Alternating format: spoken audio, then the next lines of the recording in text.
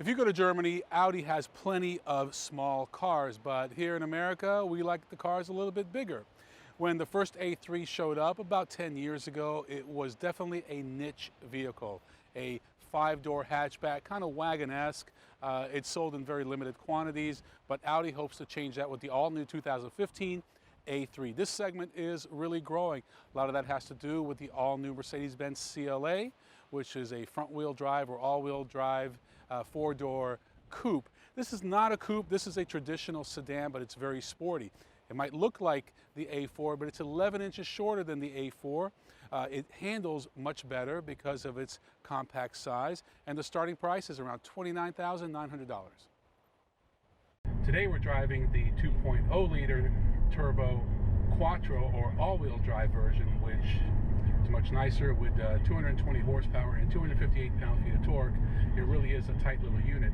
Now, when you look at this car from a distance, it looks a lot like an A4, and why not? It's in the same family, but it's 11 inches shorter. And with that, you get a much tighter wheelbase, which really makes for great handling, especially on roads like this. Been having a lot of fun doing some canyon carving up here in the Santa Cruz area, and this car just handles wonderfully. It's got amazing interior space for such a small vehicle, and one of the advantages over the CLA is because the CLA is a 4-door coupe, as they call it. You have this radical sloping roofline. You don't get a lot of rear headroom with the A3 sedan. It's more of a traditional sporty European sedan, and so you get plenty of rear headroom.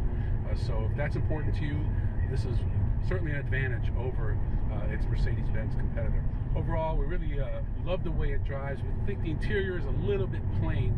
You can see where they had to make some cost savings to get that price point under $30,000. So the vehicle we're driving today is kind of an entry-level 2-liter version. So you're not going to get some of the bells and whistles like the dual climate zone. We also don't have paddle shifters, which would have been very nice on roads like this. But overall, a great design. We're glad to see the A3 nameplate is back, and it's going to be back with a whole series of vehicles, including a convertible, a sport version, and a 5-door hatchback. One of the complaints that the Mercedes-Benz CLA owners have is that because of its 4-door coupe style, you have a very low roofline, so there's almost no headroom in the back seat. With the Audi A3, you don't have that issue. You can see it's got a slightly higher roofline, plenty of headroom. If you look at the overall size of this A3, it's pretty much the same of the original A4 back in the mid-90s. It shows you how much the A4 has grown. This is really, in my opinion, where a compact luxury sedan should be. And the other thing I want you to look at is this rear windshield angle.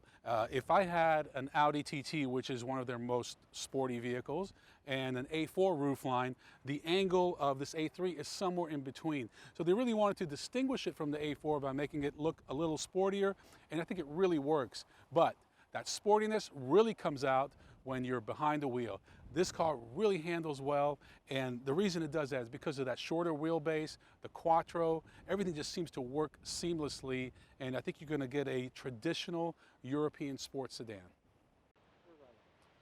In order to get that sub $30,000 price range, you're going to have to get the front-wheel drive and 1.8-liter engine, which produces 170 horsepower and 200 pound-feet of torque. This is the Quattro version, which starts at around $33,000. You get a 2-liter turbocharged engine that produces 220 horsepower and 258 pound-feet of torque. Well, enough talking about the A3. It's time to get behind the wheel and do some more driving. We'll see you next time in the driver's seat.